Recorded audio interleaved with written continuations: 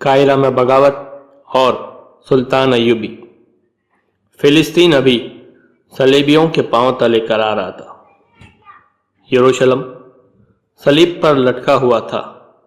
इस मुकद्दस शहर से खून रिस रहा था।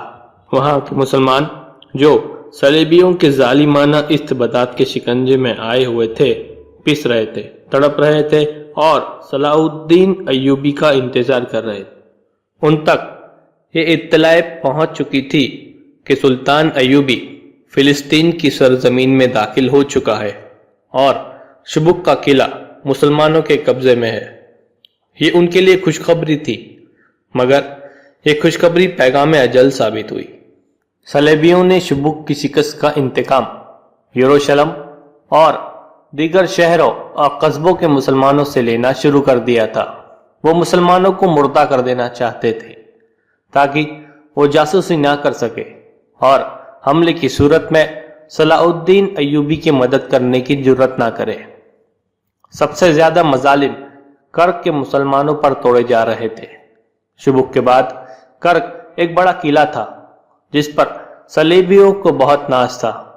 ऐसा ही नाज उन्हें शुबुक पर भी था, मगर उनके नाज को सुल्तान अय्यूबी की निहायत अच्छी चाल और उसके मुजाहिदीन की शुजाअत ने रेत के जर्रों की तरह बिखेर दिया था। अब सलेबी कर्क को मजबूत कर रहे थे। वहां के मुसलमान बाशिंदों पर तशहद्दुद एक एहतियाती तदबीर थी। सलेबियों को यह वहम हो गया था कि एहतियाती तदबीर थी। सलेबियों को यह वहम हो गया था कि मुसलमान जासूसी करते हैं। चुनांचे यहां भी उन्होंने शुबुक की तरह मुश्तबा मुसलमानों को बेगार कैम्प में फेंकना शुरू कर दिया था। फिलिस्तीन की फतह हमारा एक अजीम मकसद है, मगर कर्क के मुसलमानों को निकालना इससे भी अजीम तर मकसद होना चाहिए। जासूसों के एक गिरोह का सरबराह सुल्तान अय्यूबी को बता रहा था।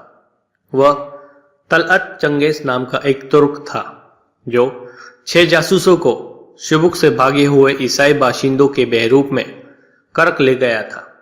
वह 3 महीने बाद वापस आया था।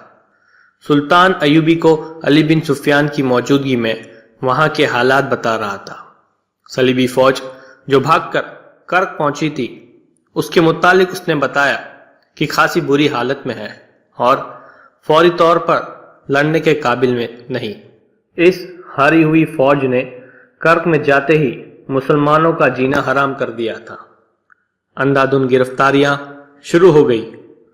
मुसलमान औरतों ने बाहर निकलना छोड़ दिया। जहां किसी मुसलमान पर जरा सा शक होता है, उसे पकड़कर बेगार कैम्प में ले जाते हैं, जहां इंसान ऐसा वहशी बन जाता है जो बोल नहीं सकता। सुबह के अंधेरे से रात के अंधेरे तक काम करता है, सूखी रोटी और पानी पर जिंदा रहता है। हमने वहां जमीन दोस्त मुहिम चलाई है कि जितनी मुसलमान जवान है या लड़ने की उम्र में है, वह यहां से निकलकर शुबुक पहुंचे और फौज में भर्ती हो जाए, ताकि कुमुक का इंतजार किए बगैर कर्क पर हमला किया जा सके। चंगेज तुर्क ने कहा, हमारी मौजूदगी में कुछ लोग वहां से निकल आए थे, लेकिन ये काम एक तो इसलिए मुश्किल है कि हर तरफ सलेबी फौज फैली हुई है, और मुश्किल यह है कि अपने कुंभो खुसूसन औरतों को वो ईसाइयों के रहमो करम पर छोड़कर नहीं आ सकते। फौरी जरूरत यह है कि कर्क पर हमला किया जाए और मुसलमानों को निजात दिलाई जाए। इससे पहले एक और जासूस ये इत्तला दे चुका था कि सलेबियों की स्कीम अब यह है कि सुल्तान अय्यूबी अब कर्क का मुहासरा करेगा। तो सलेबियों की एक फौज जो एक सलेबी हुक्मरान रिमांड के जेर कमान है, अकब से हमला करेगी। सुल्तान अय्यूबी ने पहले ही अपने फौजी सरबराहों से कह दिया था कि सलेबी अकब से हमला करेंगे। इस सूरत हाल के लिए उसे ज्यादा फौज की जरूरत थी। उसने चंगेज को रुखसत करके अली बिन सुफियान से कहा, जज्बात का तकाजा यह है कि हमें फौरन कर्क पर हमला कर देना चाहिए। मैं अच्छी तरह अंदाजा कर सकता हूं कि वहां के मुसलमान किस जहन्नुम में पड़े हुए हैं, लेकिन हकायक का तकाजा यह है कि अपनी सफ़ों को मुस्तहकम किए बगैर आगे एक कदम ना उठाओ। जब्र उस वक्त लगाओ जब तुम्हें यकीन हो कि कारी होगी। हम उन औरतों और बच्चों को नहीं भूल सकते जो दुश्मन के हाथों जलील व ख्वार और कत्ल हुए हैं।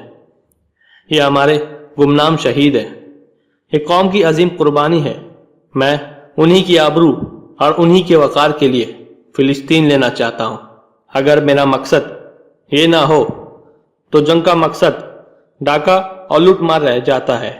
वो कौम जो अपनी उन बच्चियों और बच्चों को भूल जाए जो दुश्मन के जुल्म में जलील व ख्वार और कत्ल हुए, वो कौम डाकुओं और रहजनों का गिरोह बन जाती है। उस कौम के अफराद दुश्मन से इंतकाम लेने की बजाय एक दूसरे को लूटने, एक दूसरे को धोखे और फरेब देते हैं। उनके हाकिम कौम को लूटते और ऐशो इशरत करते हैं, और जब दुश्मन उन्हें कमजोर पाकर उनके सर पर आ जाता है तो खोखले नारे लगाकर कौम को बेवकूफ बनाते हैं और दुश्मन के साथ दर पर्दा सौदाबाजी करते हैं। वो अपने मुल्क का कुछ हिस्सा और उस हिस्से की आबादी निहायत राजदाराना तरीके से दुश्मन के हवाले करके बाकी मुल्क में अपनी हुक्मरानी कायम रखते हैं। फिर वो और ज्यादा ऐश और लूट खसौट करते हैं, क्योंकि वो जानते हैं कि दुश्मन उन्हें बख्शेगा नहीं। ये ऐश चंद रोज होगा, लिहाजा कौम की रगों से खून का आखिरी कतरा भी जल्दी जल्दी निचोड़ लो। सुल्तान अयूबी ने ऐसी मुतअद्दिद कौमों के नाम लिए और कहा वो तौसी पसंद थे। उनके सामने इसके सिवा कोई मकसद ना था कि सारी दुनिया पर बादशाही करे और दुनिया भी की दौलत समेट कर अपने कदमों में ढेर लगा ले। उन्होंने दूसरी कौमों की असमत दरी और उनकी अपनी बेटियां और बहनें दूसरों के हाथों बेआबरू हुई। उन कौमों के हुक्मरान पराई जमीन पर हलाक हुए और उनका नामो निशान किसने मिटाया? उन कौमों ने जो गैरतमंद थी और जिन्हें एहसास था कि उनकी जमीन को और उनकी असमत को दुश्मन ने नापाक किया है और उसका इंतकाम लेना है। हम भी हमलावर है, सलेबी भी हमलावर है, लेकिन हम में फर्क है। वह दूर दराज मुल्कों से हमारे मजहब का नामो निशान मिटाने आए हैं। वो इसलिए आए हैं कि मुसलमान औरतों को अपनी गिरफ्त में लेकर उनके बदन से सलेबी पैदा करें। हम उनकी आबरू के दिफा के लिए हमलावर हुए हैं।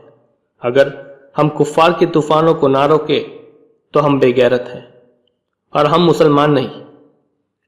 और अगर इस्लाम का दिफा इस अंदाज से करे कि दुश्मन के इंतजार में घर बैठे रहे और जब वो हमलावर हो तो अपने घर में उसके खिलाफ लड़े और फिर फख्र से कहे कि हमने दुश्मन का हमला पसबा कर दिया है, तो ये सबूत है हमारी बुज़दिली का।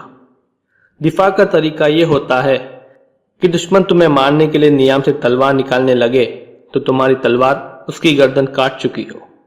वो कल हमले के लिए आने वाला हो तो आज उस पर हमला कर दो। मेरे पास इसका एक ही इलाज है कि मोहतरम नूरुद्दीन जंगी से कुमुक मांगी जाए, अली बिन सुफियान ने कहा, और कर पर हमला कर दिया जाए। यह भी नुकसानदेह होगा। सुल्तान अयूबी ने कहा, जंगी के पास इतनी फौज मौजूद रहनी चाहिए कि सलेबी हमारे अकब पर हमला करे तो जंगी उनके अकब पर हमला कर सके। मैं मदद मांगने का कायल नहीं, इसकी बजाय मैं यह भी कर सकता हूं कि कर्क में छापामार दस्ते भेजकर सलेबियों का जीना हराम किए रखूं। मुझे उम्मीद है कि हमारे जासूस छापामार सलेबियों की जड़ें चूहे की तरह काट रहे होंगे, मगर इसकी सजा वहां के बेगुनाह मुसलमान बाशिंदों को मिलेगी। छापामार तो अपना काम करके इधर उधर हो जाएंगे। वह हर किस्म की सख्ती और मुसीबत झेल सकते हैं। हमारे निहत्ते बहन भाई कुचले जाएंगे। अलबत्ता इस तजवीज पर गौर करो कि वहां से मुसलमान कुनबों को निकालने का कोई खुफिया इंतजाम किया जाए। हमले में कुछ वक्त लगेगा। हमें खासी भर्ती मिल गई है। कर्क के जवान भी आ गए हैं और आ रहे हैं। मैं महसूस करने लगा हूं कि हमें यहाँ के मुसलमान बाशिंदों के बारे में अपनी पॉलिसी में तब्दील करनी पड़ेगी। सलेबियों के महकमा जासूसी और सुराग रसानी के सरबराह हरमन ने कहा कि किला कर्क में चंद एक सलेबी बादशाह, उनके फौजी कमांडर और इंतजामिया के हुक्काम जमा थे। वो जू अपनी हारी हुई फौज को देख रहे थे।